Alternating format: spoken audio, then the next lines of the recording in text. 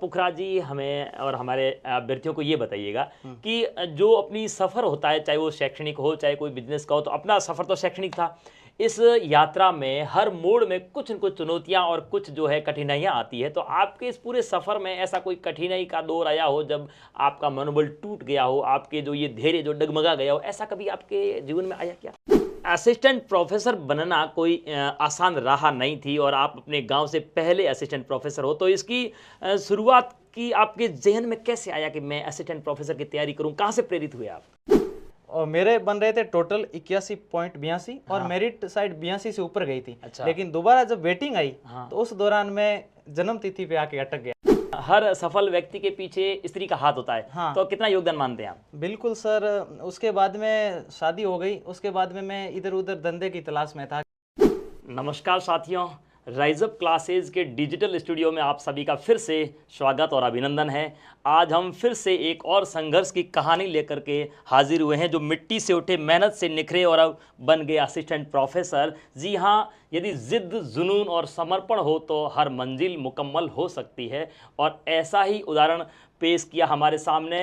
हम जी हाँ उनकी बात कर रहे हैं जिन्होंने तृतीय श्रेणी अध्यापक भर्ती में जन्म दिनांक, डेट ऑफ बर्थ के कारण तृतीय श्रेणी शिक्षक बन करके सरकारी नौकरी का पहला ख्वाब बनते बनते रह गया। डेट ऑफ बर्थ से चूक गए, लेकिन हौसला नहीं हारा, अपनी जुनून और जिद के साथ आगे बढ़ते गए और द्वितीय श्रेणी अध्यापक बन करके अपने आत्मविश्वास को जगाया। लेकिन सफ़र यहीं नहीं रुका, आगे स्कूल शिक्षा में व्याख्याता बन करके पॉलिटिकल साइंस में आपने कुछ और अपने व्यक्तित्व को निखारा। लेकिन चैन अभी भी नहीं था, क्योंकि जिद और जुनून दिल में एक आग प्रज्वलित हो रही थी, वो कंटिन्यू मोटिवेट कर रही थी। और लोहारवा गांव के प्रथम असिस्टेंट प्रोफेसर बन करके पॉलिटिकल साइंस में 46th रैंक हासिल की। बहुत बहुत स्वागत और अभिनंदन पुखराज जी आपका। जी धन्यवाद। जी हाँ साथियों, सफ़र की और इस कहानी, संघर्ष भरी कहानी की शुरुआत करते हैं। और पुखराज जी, हम ये जानना चाहते हैं और हमारे अभ्यर्थी भी ये जानना चाहते हैं कि आपका जो शैक्षणिक सफ़र है, जो कहाँ से शुरू हुआ और किन किन चुनौतियों का सामना किया आपने? जी, मैं लोहारवा से बिलोंग करता हूँ। जी। लोहारवा धोरीमना पंचायत समिति में, जिला बाड़मेर।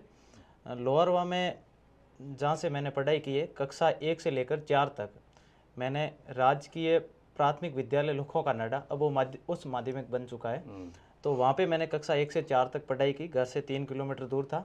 कक्षा 5 मैंने घर के पास में ही एक स्कूल खुली थी उस समय 2000 के आसपास। तो 2004 में मैंने कक्षा 5 राजकीय प्राथमिक विद्यालय खरजानियों की ढाणी वहाँ से की। 1 से 4 तक के विद्यालय अलग था। हाँ। और 5वीं में अलग। 5वीं में अलग। ठीक। और उसके उस साल मेरे पिताजी ने धोरीमना में एक चाय की होटल खोली थी। तो वहाँ पे मैं दूध ले जाने का काम करता था 1 बजे छुट्टी होने के बाद, और वापस शाम को 6 बजे आ जाता था। पिताजी के कार्य में हाथ बटाते थे आप? हाँ, बहुत पिताजी बढ़िया। वैसे तो ड्राइवर थे जी। लेकिन उस साल उन्होंने देखा कि कुछ नया करते हैं, बिजनेस में परिवर्तन करते हैं। हाँ जी। तो साल भर उन्होंने चलाई। तो उनके साथ में कक्षा 5 में मैं वहाँ पे गया। हाँ। और 5वीं उत्तीर्ण करने के बाद मैं कक्षा 6 में राजकीय माध्यमिक विद्यालय, अब वो उच्च माध्यमिक है, लोहारवा में मैंने पढ़ाई की। वो भी घर से 3 किलोमीटर दूर है। और 6 से लेकर कक्षा 10 तक मैंने वहाँ पे पढ़ाई की। और उस दौरान मैंने कक्षा 8 में यूं ही जेब खर्ची के लिए, जेब खर्ची के लिए मैं गुजरात डीसा गया। वहाँ पे कोई पड़ोसी थे, उनके साथ चला गया, तो वहाँ पे काम किया। और कक्षा 9 में मैं जोधपुर चला गया। ताऊ जी का 2 लड़के वहाँ पे रहते थे। 8वीं में आपका, और वैसे देखा जाए तो 8वीं में पढ़ने वाले का ज़्यादा शारीरिक विकास भी नहीं होता, तो किस प्रकार का कार्य किया आपने वहाँ? नहीं, वो तो कोई नॉर्मल कार्य था। हाँ, ज़्यादा यूँ भारी भरकम शारीरिक मार वाला नहीं था। नहीं था। ठीक है। तो उनके साथ मैं चला गया। और फिर कक्षा 9 में मैं जोधपुर चला गया। कक्षा 10 की परीक्षा के बाद मैं जोधपुर गया। तो उस दौरान कक्षा 10 में ही मैं पढ़ रहा था 48%। तो जोधपुर गया ताऊ जी के वहाँ पे, ताऊ बेटा भाई जो था उनके साथ मैं गया। तो वहाँ पे मैं अधिकारी के, वहाँ कोई अधिकारी लगे हुए थे उनके, मैं वहाँ पे काम कर रहा था। उनको लगा कि ये लड़का ठीक है। मुझे पूछा कि कितनी तक पढ़ाई की? मैंने कहा कक्षा 10 का एग्ज़ाम दे के आया हूँ। तो उन्होंने कहा कि अच्छा। तो उन्होंने एक सवाल पूछा मुझसे कि बाबर ने भारत पर आक्रमण कब किया? तो मैंने उसका आंसर बताया। तो बड़े खुश हुए। आपने सही बताया? हाँ, बिल्कुल सही बताया। तो वो बड़े खुश हुए। तो उन्हें लगा कि ये लड़का ठीक है पढ़ने में। तो मुझे बोला कि मैं अगर तुझे यहाँ पे पढ़ा दूँ, किसी स्कूल में डलवा दूँ, तो तू मेरे घर पे रह लेगा? मैंने कहा हाँ देखूंगा, घर वालों से पूछूंगा। तो मैंने फिर तय किया कि मैं यहीं रह लेता हूँ। तो फिर उनके क्या है कि एक लड़का था वो बाहर कहीं आउट ऑफ इंडिया कोई इंजीनियर था। अच्छा, फॉरेन में काम करते थे। हाँ, और एक लड़की थी जिसकी शादी हो गई थी। तो उसके बाद में क्या हुआ कि मैं वहाँ पे 10 से 1 दिन रहा, रहना शुरू कर दिया। हाँ रहना शुरू कर दिया। तो घर पे वो बस कोई मेहमान आते थे तो पानी लाना, हाँ। चाय पिलाना, ये काम घर के सदस्य की तरह। हाँ तरह। लेकिन उस दौरान मुझे वहाँ ठीक नहीं लगा कि कैसे? मेरे हाँ सोने के लिए उन्होंने जगह मेरे लिए अलग रखी। अच्छा। हाँ, और पीने के लिए पानी वो ठीक है, मैं उनको पिलाता हूँ तो ठीक है, कहा कि पुखराज ठीक है तेरे ये। तो मुझे लगा कि यूँ थोड़ा सा मुझे खुद के पीने के लिए अलग रखा। नहीं, हाँ यूँ टाइप लगा वो बातों में। तो मुझे यूँ लगा कि मेरे साथ कुछ यहाँ पे हो रहा है। मतलब आपके स्वाभिमान को चोट लगती हुई आपको महसूस हुआ? मुझे यूँ लगा कि घर परिवार की तरह थोड़े रखते ना मुझे, रख लेते, क्या पता वो ट्राई कर रहे होंगे कि महीने पर इसको रखते देखते। आपको जल्दी महसूस हो गया? हाँ, जल्दी महसूस हो गया। तो उन्होंने मुझे एक साइकिल दे रखी थी, वो साइकिल लेके मैं वहाँ से निकल गया। अच्छा। तो थोड़ा दूर वो ताऊ बेटा भाई वहाँ रहता था। उस रात को मैं वहाँ रखा। दूसरे दिन उन्होंने कॉल किया कि भाई पुखराज आया नहीं, क्या हुआ? तो मैं घर के आगे से निकला। अच्छा। तो उन्होंने मेरे को देखा कि पुखराज ये जा रहा है। मैंने और तेज साइकिल चलाई। तो मैं वहाँ से निकल गया। फिर मेरा वो मन नहीं हुआ वहाँ पे जाने का। अच्छा। तो 10वीं में मेरे 48% बने। उसके बाद में रिजल्ट आ गया, 48% बने। तो उस समय क्या है कि जब 10वीं में मैं था तो मैंने आसपास देखा कि मेरे एक बुआ बेटा भाई हमारे घर पे आया था उस दौरान, और उनका सेंटर लोअरवा था।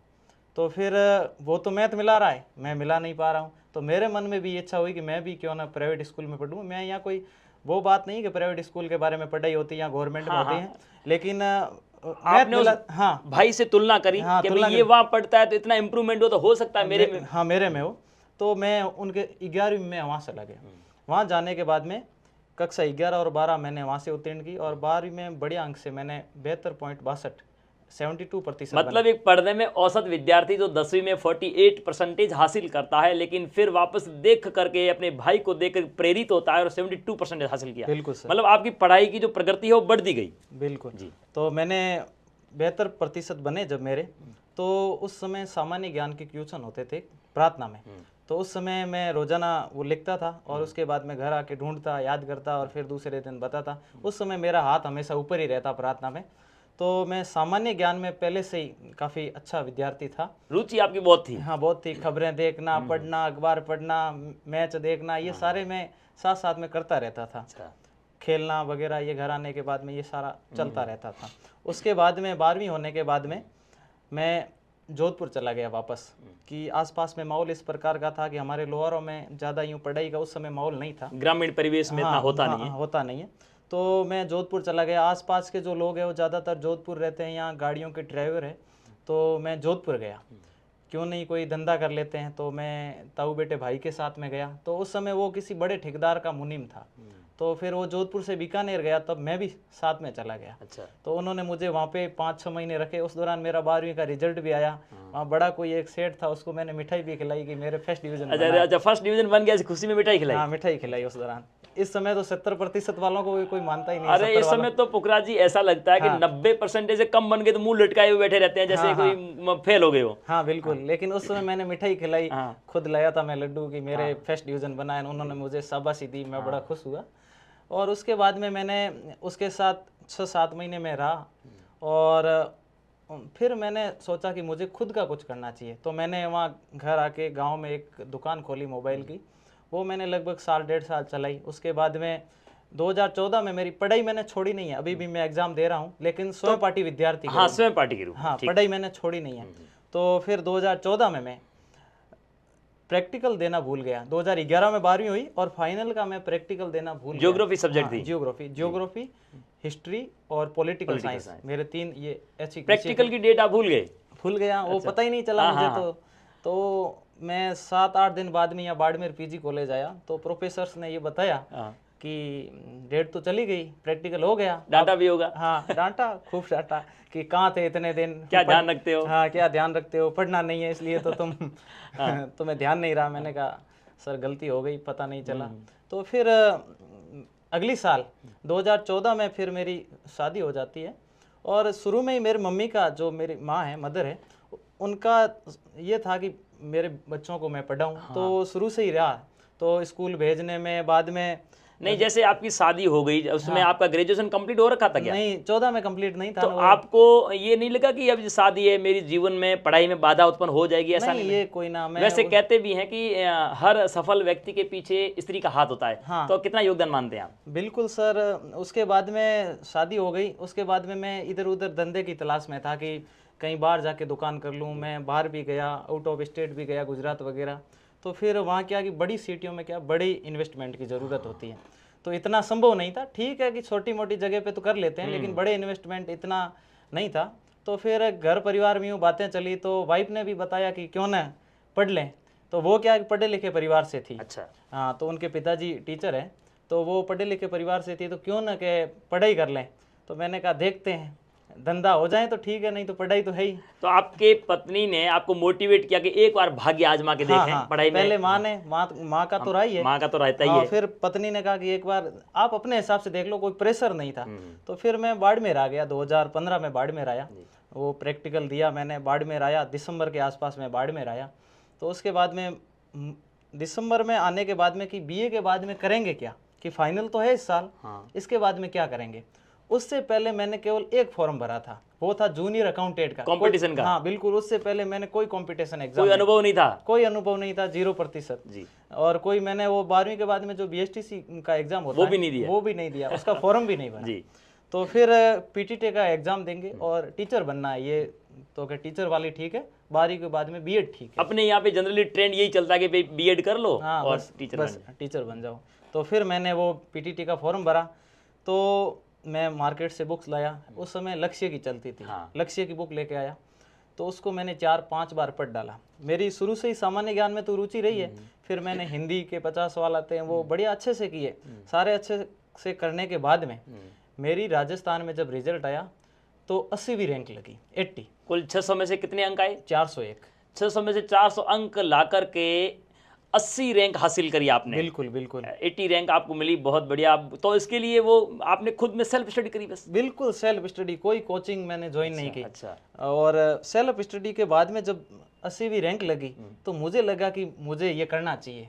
तो फिर मुझे मेरे अंदर से यूं लगा, कॉन्फिडेंस बढ़ गया आपका? हाँ, कॉन्फिडेंस बढ़ गया, आत्मविश्वास बढ़ गया। उसके बाद में मुझे ये लगा कि मुझे राजस्थान में बीएड करनी है और बीएड रेगुलर करनी है। ऐसे नहीं कॉलेज नहीं जाऊंगा, यहाँ बंक मारूंगा, कुछ सीखने को मिलेगा। हाँ, कुछ सीखने को मिलेगा।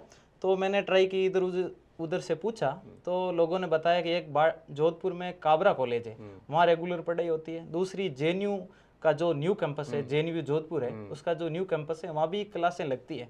तो मैंने यूनिवर्सिटी में पहली वो चॉइस वो भरी और दूसरी मैंने काबरा भरी। तो रैंक बढ़िया थी, मिल गया। हाँ, जोधपुर जेएनयू मिल गई मुझे। तो फिर मैंने 2015 के अगस्त में वहाँ एडमिशन लिया, अगस्त सितंबर में, और फिर मैं 2 साल वहाँ रेगुलर गया। उस दौरान मैंने भरपूर तैयारी की। जो जूनियर अकाउंटेंट का जो मैंने फॉर्म भरा था पहले, वो एक बार रद्द हो गई। रद्द होने के बाद में मैंने कहा कि इसमें ट्राई करते हैं। मौका मिल गया पढ़ने का? हाँ, पढ़ने का मौका मिल गया। मैंने पढ़ाई की, उसकी 12 सब्जेक्ट थे, 6 कॉमर्स के, 6 अपने वाले, ये जो Hindi, English, computer, science, math ये थे। तो उनमें उस समय उस दौरान क्या था कि उससे पहले जो भर्ती आई थी उसमें न्यूनतम मार्क्स लाने थे 40%। जॉब किया ना 40%। अच्छा, हाँ, 40% किया, केवल उसी में था। अब तो शिक्षक भर्ती में कर दिया है, जैसे फर्स्ट ग्रेड, सेकंड ग्रेड सब में कर दिया। न्यूनतम 40%। हाँ, उस समय केवल 40% जूनियर अकाउंटेंट में थे। तो मैंने दोनों पेपर पास किए, कॉमर्स वाला भी और वो भी, 45% बने मेरे, लेकिन मैं पीछे रह गया, ओवरऑल मेरिट में पीछे रह गए। हाँ। उसके बाद में मैं बीएड हुई, बीएड के बाद में मैं बाड़मेर आ गया। बाड़मेर आने के बाद में बीएड मेरी अच्छे अंकों के साथ हुई, रेगुलर हुई। उस समय बीएड में वो क्लासें लेना वगैरह सब चलता है, तो रेगुलर हुई, तो बहुत फ़ायदा मिला मुझे। उस दौरान मैंने बहुत सारी कंपटीशन की किताबें पढ़ डाली, जैसे संविधान पढ़ा, राजस्थान जीके पढ़ा, भारत का इतिहास पढ़ा, भूगोल पढ़ा भारत का। ये सब बुक्स आप खरीद के लाए या लाइब्रेरी का फायदा उठाया? नहीं, मैं खरीद के लाया। अच्छा। हाँ, और कई लाइब्रेरी की बुक्स भी मैंने पढ़ी थी, लेकिन ज़्यादातर मैं खरीद के ही लाया, मेरी खुद की लाया। और उसके बाद में मैंने सेल्फ स्टडी की। और उसके बाद में बाड़मेर आया 2017 में, जब बीएड कंप्लीट हुई। तो अब तैयारी करनी है और आगे भर्ती कौन सी है। अब 2 में एलिजिबल हूँ मैं, फर्स्ट ग्रेड और सेकंड ग्रेड, नहीं 3rd ग्रेड और 2nd ग्रेड। तो उस दौरान 3rd ग्रेड भर्ती आ रखी थी कि रीट होगी फरवरी में, तो मैंने कोचिंग ज्वाइन की बाड़मेर आने के बाद में कि कोचिंग करते हैं फ़ायदा होगा, तो मैंने मार्गदर्शन मिलेगा। हाँ, तो सक्सेस पॉइंट कोचिंग ज्वाइन की, वहाँ से मैंने बढ़िया पढ़ाई की, स्टाफ ने भी अच्छा पढ़ाया। तो उसके बाद में मेरे 123 अंक आए।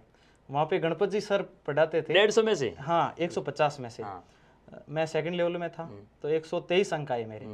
तो सर ने ये बता रहे थे कि यहाँ आपके 30% है वो बीए का वेटेज है और 70% है वो रीट का वेटेज। उस समय ये ट्रेंड चलता था। हाँ, तो मेरे क्या है कि वो बीए में जब प्रैक्टिकल में पीछे रह गया, उस 3 साल में थोड़ा डिस्टर्ब रहा ना धंधे में वगैरह में घर पे, तो उस दौरान मेरे 48% ही बने टोटल 10th के बराबर। हाँ, 10th के बराबर 48.11। तो उसके बाद में वो वेटेज के कारण मुझे पता चल गया कि 123 अंक तो मैं लाया हूँ, लेकिन मैं केवल एक ही सब्जेक्ट बन रहा था, सामाजिक, हिंदी नहीं बन रहा था। हिंदी बनता तो मेरा सिलेक्शन हो जाता। तो मुझे पता चल गया कि मैं इतने अंक लाने के बाद में पीछे रह जाऊंगा। तो मैंने तुरंत उस समय अप्रैल में शायद सेकंड ग्रेड की भर्ती आई थी, तो अप्रैल में मैंने सेकंड ग्रेड का फॉर्म भरा और उसके साथ में ही मैंने सेकंड ग्रेड की तैयारी शुरू कर दी। और ऊपर सितंबर में रीट का रिजल्ट आया, उसमें मैं पीछे रह गया और मेरे बन रहे थे टोटल 81.82 और मेरिट साइड 82 से ऊपर गई थी। अच्छा। लेकिन दोबारा जब वेटिंग आई तो उस दौरान मैं जन्म तिथि पे आके अटक गया, क्योंकि आपने जितने प्राप्त कर रहे थे वहीं अटकी हाँ, कट ऑफ, लेकिन डेट ऑफ बर्थ के कारण। हाँ, फिर मैंने देखा नहीं, तो फिर मैंने वो सेकंड ग्रेड की तैयारी कर ही रहा था। 28 अक्टूबर का उसका एग्जाम हो गया और मेरा आत्मविश्वास तो था ही, क्यों मैं पहले पीटीटी में, फिर मैं रीट में बड़े अच्छे अंक लेके आया। तो फिर मुझे पता था कि मैं कर सकता हूँ, तो अच्छा पेपर हुआ। अच्छा पेपर होने के बाद में मेरी फिर वो मैंने उस पे रीट पे वेटिंग नहीं निकली दोबारा। तो जब रिजल्ट आया 2020 में आया रिजल्ट उसका, 2018 वाली भर्ती का रिवाइज होकर के। हाँ, तब सेकंड ग्रेड का, सेकंड ग्रेड का। हाँ, सेकंड ग्रेड का आया, तब उसमें मेरा 116वीं रैंक के साथ चयन हो गया। 116वीं रैंक से? हाँ, सामाजिक विज्ञान में। हाँ, उसकी कसर आपने यहाँ निकाली। हाँ, यहाँ निकाल दी। तो वो था कि तो यहाँ निकालने के बाद में 2020 में सितंबर में ज्वाइनिंग हो गई। उससे पहले जब 28 अक्टूबर 2018 को जो एग्ज़ाम हुआ था मेरा सेकंड ग्रेड का, उसके बाद में तो मैं जब बीएड फाइनल कर रहा था, तो उस समय मैंने एमए करने की सोची कि एमए कर लेनी चाहिए। तो मैंने राजनीति विज्ञान से बीए कोटा से मैंने फॉर्म भरा और मैंने वहाँ एमए कर ही रहा था।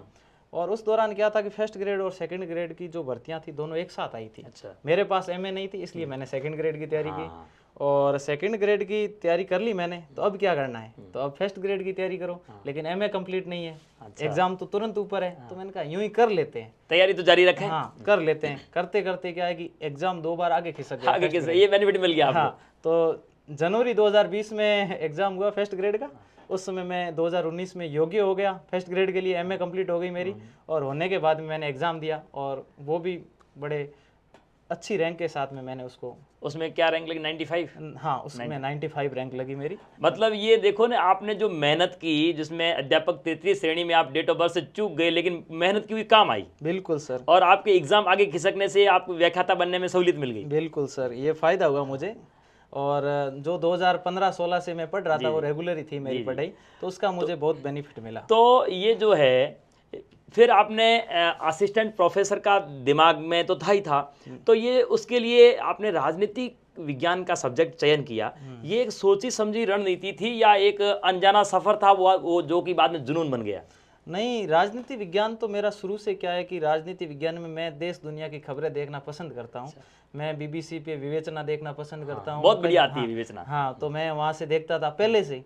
स्मार्टफोन मेरे पास 2014 से था, तो उस समय नेट महंगी थी। तो मैं बीएड करने गया, उस समय जियो के जगह जगह वाईफाई लगे हुए होते थे चौराहे पे, वहाँ जाके डाउनलोड करना, रूम आके वापस देखना, ये रुचि थी मेरी। तो मैं वहाँ डाउनलोड करके वापस आके देखता। बस आज भी यूट्यूब पे मेरी सारी ये देखेंगे ना, तो मैं यही देखता रहता हूँ पूरे दिन। बस पढ़ाई और पढ़ाई के सिवाय जो स्कूल में पढ़ाना है उसके अलावा मैं ये देखता हूँ।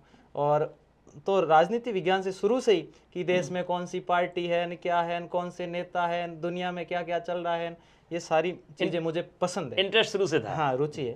तो फिर मैं राजनीति विज्ञान में मेरी रुचि थी। अच्छा। तो इसलिए मैंने वो राजनीति विज्ञान से एमए की। तो असिस्टेंट प्रोफेसर बनना कोई आसान राह नहीं थी और आप अपने गांव से पहले असिस्टेंट प्रोफेसर हो, तो इसकी शुरुआत की आपके जहन में कैसे आया कि मैं असिस्टेंट प्रोफेसर की तैयारी करूं? कहां से प्रेरित हुए आप?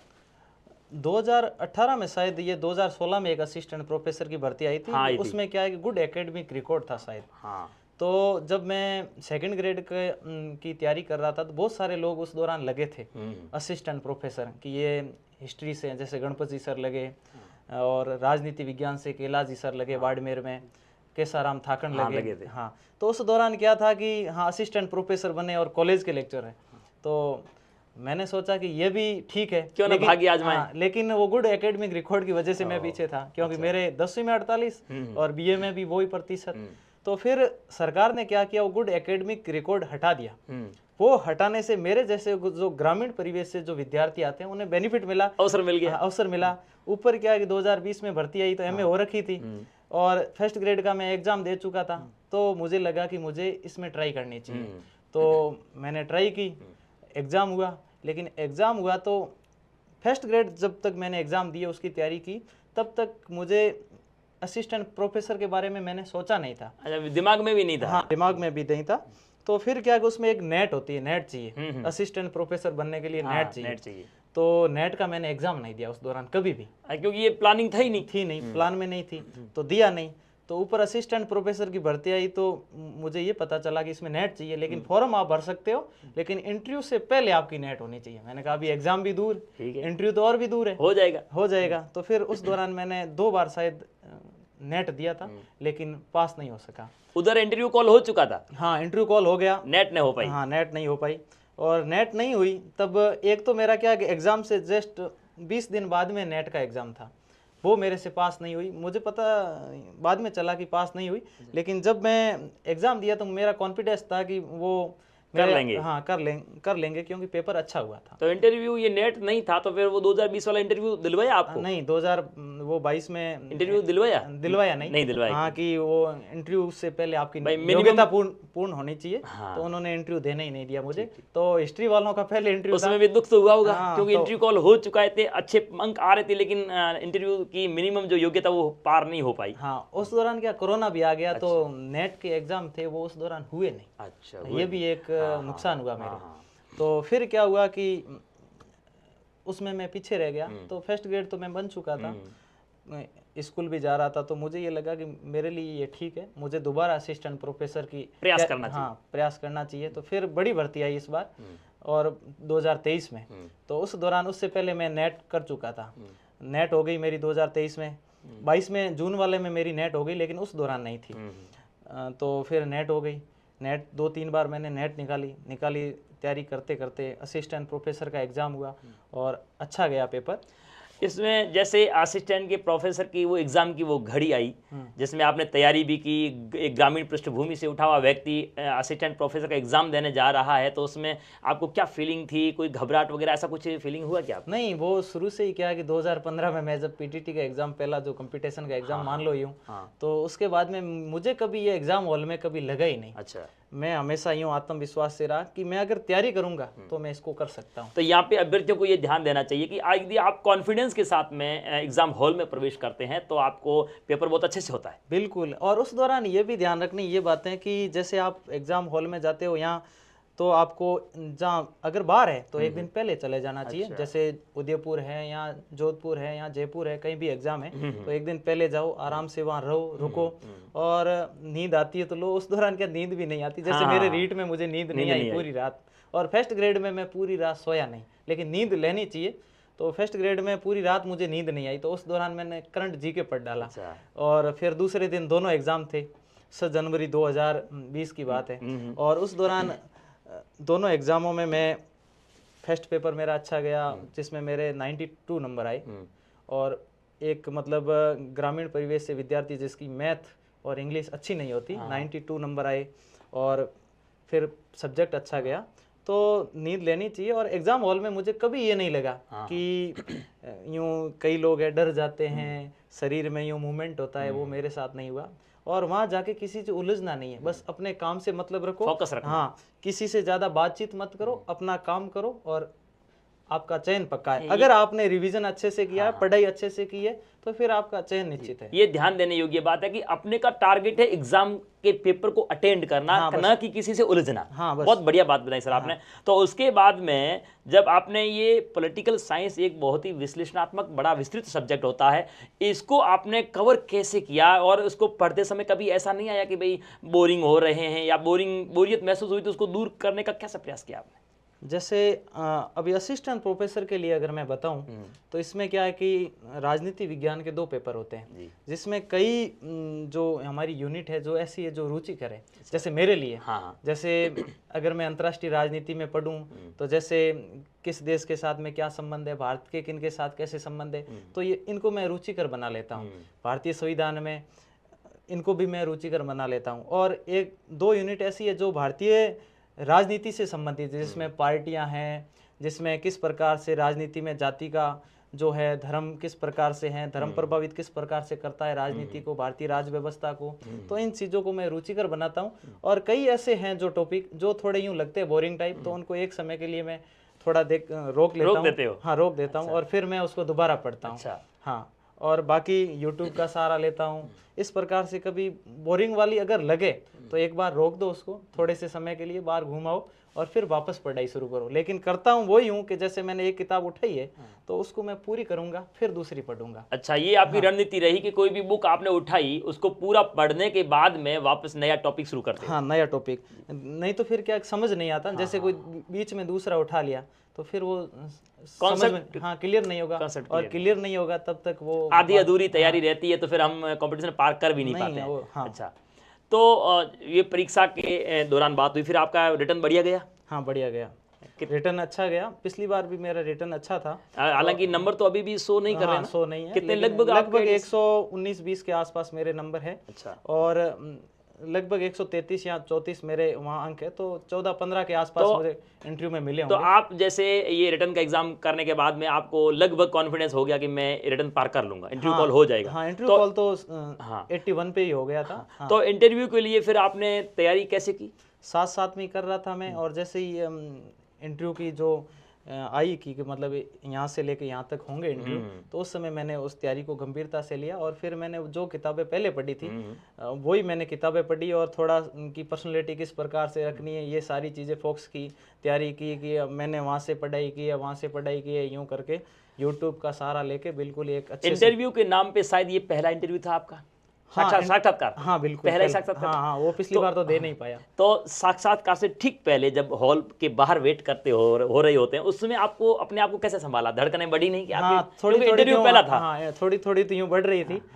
लेकिन क्या है कि अगर एग्जाम दे के आए हैं तो जैसे कोई एक तो अनुभव था मुझे कि 4-5 साल में स्कूल में पढ़ा रहा था। टीचिंग का फायदा मिला? हाँ, टीचिंग का मुझे फायदा था कि जो पूछेंगे वो मैं बता दूंगा। ये तो पहले से था, लेकिन यूँ थोड़ा लग रहा था कि जब मैं बाहर बैठा था तो यूँ लग रहा था कि हाँ, क्या पूछ, अगर मेरे से रिलेटिव नहीं पूछा, जो मैं पढ़ के आया हूँ, कोई आउट ऑफ सिलेबस आ गया तो हो सकता है नेगेटिव नेगेटिव पढ़ सकता है। तो फिर आपके इंटरव्यू का बोर्ड किसका था? अयूब खान सर का था। और क्या पूछा उन्होंने सर? शुरुआत तो बोर्ड के अध्यक्ष ने करी होगी, मेंबर ने? बोर्ड के अध्यक्ष वो मेंबर ने करी। हाँ, तो मैं अंदर गया तो सामने कुर्सी लगी हुई थी और सामने ही बोर्ड था। तो मैंने नमस्कार किया, और उसके बाद में उन्होंने कहा बैठो।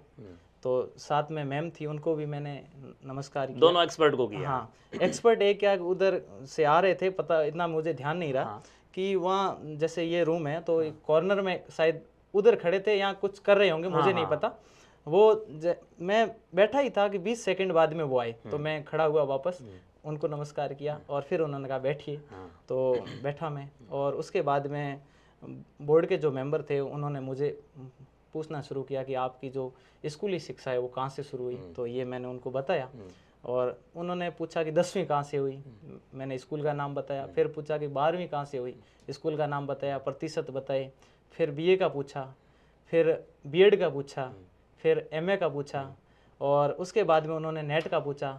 और एक समय मेरी नेट नहीं थी, लेकिन जून 2024 वाले में मेरी जेआरएफ हो गई।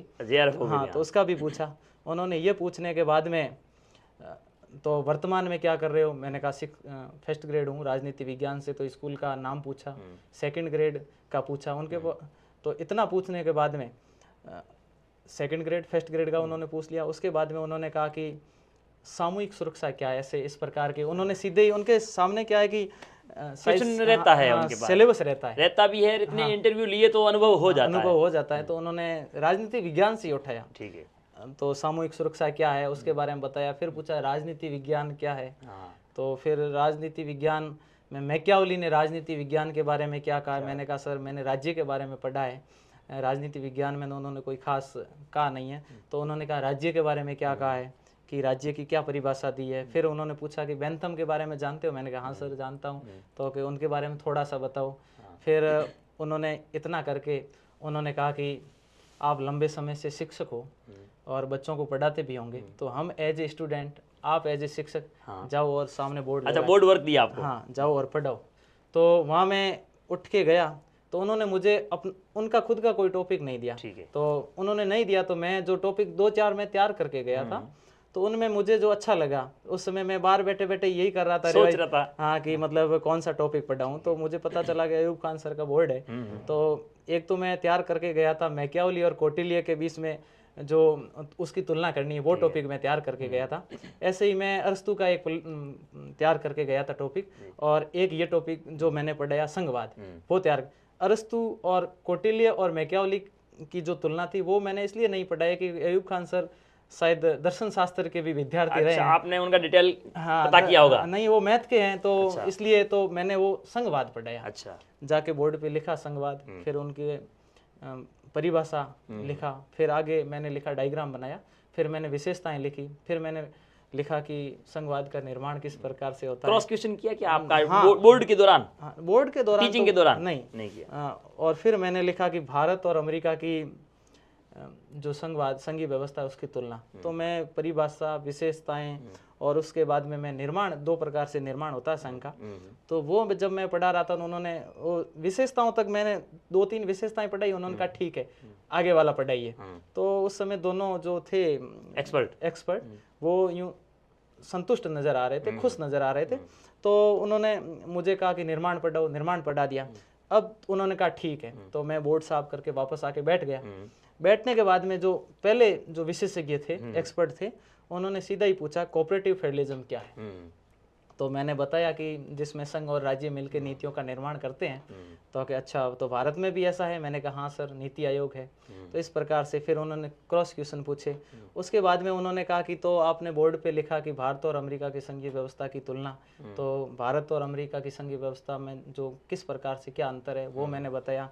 तो उसके बाद में अमेरिका, तो उन्होंने सीधा उस दौरान के अमेरिका और भारत के बीच में वो ट्रम्प नए आए थे जनवरी में, तनाव था। हाँ तनाव था टैरिफ को लेकर। तो उन्होंने कहा कि भारत और अमेरिका के बीच में कोई ऐसा मुद्दा बताइए जो वर्तमान में चर्चा में है।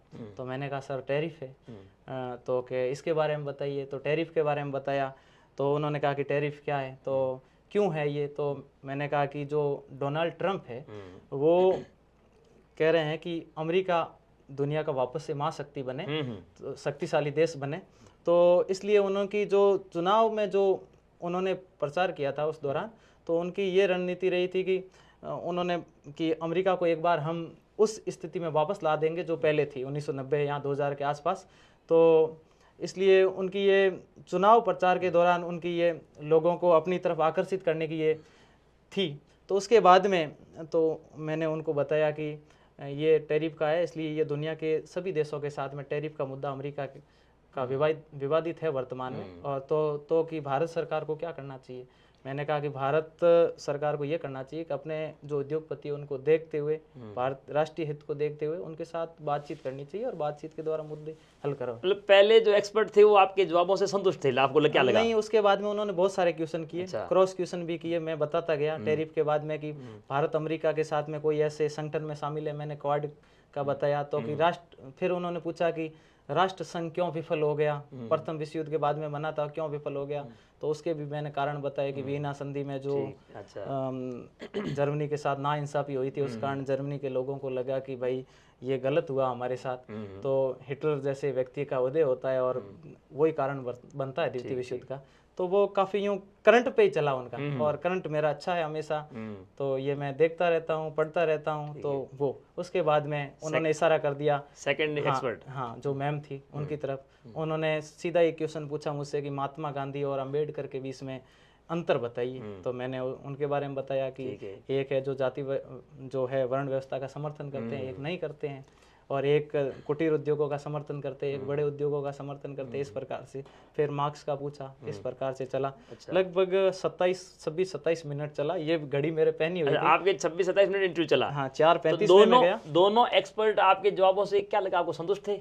हाँ, यूं लग रहा था संतुष्ट। कभी आपको ऐसा अवसर मिला कि यार इतने क्वेश्चंस पूछे, किसी में सॉरी बोलने का ऐसा, यार उत्तर नहीं आ रहा हो, ऐसा भी? हाँ, मार्क्स मुझे जो मैम पूछ रही थी, उस दौरान मुझे एक बार सॉरी मैंने बोला कि उन्होंने कोई इंग्लिश का वर्ड बोला और इंग्लिश मेरी कमजोर है। मैंने कहा सॉरी मैम, हिंदी में बताइए। एक बार वो सर पूछ रहे थे, जो एक्सपर्ट सर थे, उन्होंने जो ऐसी कोई नीति बताई है, तो नीति के बारे में एक बार मैंने उनको भी सॉरी बोला, क्रॉस क्वेश्चन में सॉरी बोला मैंने। अच्छा, तो उसके बाद में आपका जो वापस बोर्ड के सदस्य जो अयूब खान जी थे, उन्होंने कुछ क्वेश्चन पूछा या नहीं? वापस नहीं पूछा, उन्होंने कहा कि आपका इंटरव्यू हो गया, थैंक यू, आप जाइए। अच्छा, तो इंटरव्यू के बाद में जब ये फाइनल रिजल्ट आया, तो उस जब आपको मालूम चला कि मेरा चयन हो गया है, उस पल को आपने कैसे अनुभव किया? और ये न्यूज़ आपको किसने दी सबसे पहले? ये न्यूज़ तो मैं यूं पता था कि 2 मई को 1 मई को रिजल्ट इंटरव्यू पूरे हो गए थे।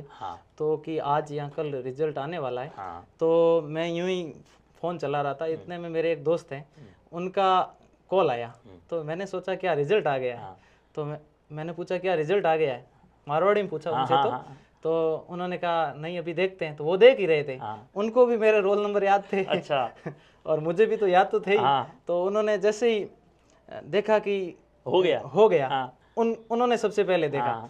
तो मैंने कहा देखो एक बार, फिर पुनः आरक्षित लिस्ट में तो नहीं है, मैं लिस्ट में है, आरक्षित लिस्ट में कंफर्म करो। कंफर्म करो। तो उन्होंने मेरिट कितनी गई है, तो ओबीसी की 129 पॉइंट कुछ गई थी और जनरल की 133 पॉइंट कुछ गई थी। तो फिर फाइनल सिलेक्शन हो गया। फिर वो मेरे जो नज़दीकी दोस्त थे उनके कॉल आए, फिर मैं उनके पास भी गया रात को 10:30-11। बहुत अच्छी फीलिंग हुई और मैं यहाँ घर पे ही था, तो सब बच्चे वाइफ वगैरह यहीं थे। हाँ, बड़ी खुशी। तो पुखराज जी, हमें और हमारे अभ्यर्थियों को ये बताइएगा कि जो अपनी सफ़र होता है, चाहे वो शैक्षणिक हो चाहे कोई बिजनेस का हो, तो अपना सफ़र तो शैक्षणिक था। इस यात्रा में हर मोड़ में कुछ न कुछ चुनौतियां और कुछ जो है कठिनाइयां आती है। तो आपके इस पूरे सफ़र में ऐसा कोई कठिनाई का दौर आया हो जब आपका मनोबल टूट गया हो, आपके जो ये धैर्य जो डगमगा गया हो, ऐसा कभी आपके जीवन में आया क्या? और फिर उससे कैसे उभरे आप? हाँ, अच्छा, ऐसा तो पढ़ाई के क्षेत्र में तो मेरा आया नहीं। एक बार वो जूनियर अकाउंटेंट का जो एग्ज़ाम दिया था, उसमें जो मेरिट ऊपर गई थी, उस वजह से मैंने पहली तैयारी मेरी वही थी, तो मैं बाहर हो गया।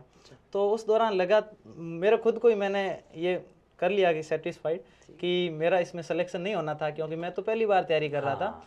और उसके बाद में मुझे कभी एक वो रीट में 123 वाले, तो उसमें भी मुझे मेरी कोई उसमें कोई कमजोरी नहीं थी। हाँ, मेरे एक वो बीए की कमजोरी के कारण मैं पीछे रह गया। तो ऐसी पढ़ाई में मुझे कोई कभी, और एक ये नेट की वजह से मैं पीछे रह गया। तो ये 2-3 थोड़ी फीलिंग हुई, बाकी आपको कॉन्फिडेंस तो था ही था कि भाई अपनी तरफ से कमी है नहीं। हाँ, ठीक।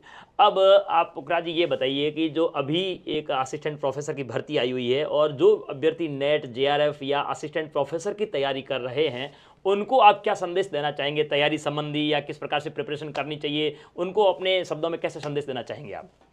अभी जो असिस्टेंट प्रोफेसर की जो तैयारी कर रहे हैं, तो वो है जो थर्ड पेपर पे ज़्यादा फोकस करें, जो राजस्थान जीके से संबंधित है उस पे ज़्यादा फोकस करें, और जो मटेरियल है चयनित मटेरियल पढ़ें, स्मार्ट तरीके से पढ़ें कि एक मटेरियल ले लें आप, और उसके बाद में उसी को पढ़ें और बार बार रिवाइज करें। और नई चीज़ है कोई, तो अपना नोट्स जो जिसमें आप बना रहे हो, एक आध रजिस्टर आपने ज़रूर बनाया होगा, तो उसमें आप लिखते रहें, कुछ एक्स्ट्रा है। बाकी जो आप किताबें पढ़ रहे हैं शुरू से, वही आप किताबें पढ़ें।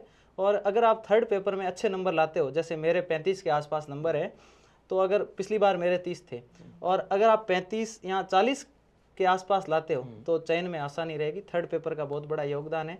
और सब्जेक्ट में तो आपने काफ़ी अच्छी तैयारी की है, तब तो आप असिस्टेंट प्रोफेसर की तैयारी कर रहे हो, और दिसंबर में एग्ज़ाम है, तो आप अच्छे से करिए उसको, सब्जेक्ट को पढ़िए। और इस दौरान मैं ये बताना चाहूँगा कि मैंने जब पढ़ाई की है, तो मैंने बहुत सारे सोर्सों से पढ़ाई की है, किताबों से की है। उसके साथ साथ में मैंने इस बार जो असिस्टेंट प्रोफेसर थी, लक्ष्मी नारायण बेनीवाल है जो कलाम कोचिंग में पढ़ाते हैं, उनके नोट्सों का भी मैंने सहारा लिया, उनके टेस्ट सीरीज का भी मैंने सहारा लिया है। कई ऐसे टॉपिक थे जो उनके नोट्स में मैंने पढ़े हैं और कई मैंने किताबों से पढ़े हैं। संविधान मैंने बैरेक्ट से पढ़ा है और कुछ मैंने खुद नोट्स बनाए थे कुछ टॉपिकों के, और बाकी किताबों से इस प्रकार से मैंने पढ़ाई की है। तो आपके पास जो मटेरियल है उस मटेरियल को आप पढ़िए और जिस टीचर से आप पढ़ाई कर रहे हो उस पर आप पूरा भरोसा करिए। अच्छा, टीचर पे भरोसा करना जरूरी है। अगर आपके मन में नेगेटिव कोई भाव आ गया सीख नहीं पाएंगे। हाँ, फिर आप सीख नहीं पाओगे। तो टीचर के प्रति आपका विश्वास होना चाहिए और कॉन्फिडेंस होना चाहिए। जो आप प्रामाणिक वस्तुएं मटेरियल पढ़ रहे हैं उसको ज़्यादा मटेरियल इकट्ठा करने के बजाय प्रामाणिक पुस्तकें और बार बार रिवीजन करना चाहिए। बिल्कुल, रिवीजन तो जरूरी है। रिवीजन तो लास्ट में अगर आप 10 दिनों में अगर रिवीजन नहीं कर पाते हो एग्जाम के समय, तो फिर आपका वो पेपर अच्छा नहीं जाएगा। तो मैंने हर बार ये किया कि लास्ट 10 दिन में मैंने जो कुछ पढ़ा है उसका मैं रिवीजन जरूर करता हूँ। तो प्रिय अभ्यर्थियों, श्रोताओं, आप तैयारी करते रहिए। यह थी संघर्ष भरी कहानी पुखराज गोदारा की, जो 46 रैंक से असिस्टेंट प्रोफेसर बने हैं। और जुड़े रहिएगा हमसे राइजअप क्लासेस के डिजिटल स्टूडियो से। इसी प्रकार से संघर्ष भरी कहानियाँ हम आगे और लाते रहेंगे। बहुत बहुत शुक्रिया और धन्यवाद पुखराज जी। जी धन्यवाद। Thank you. जी।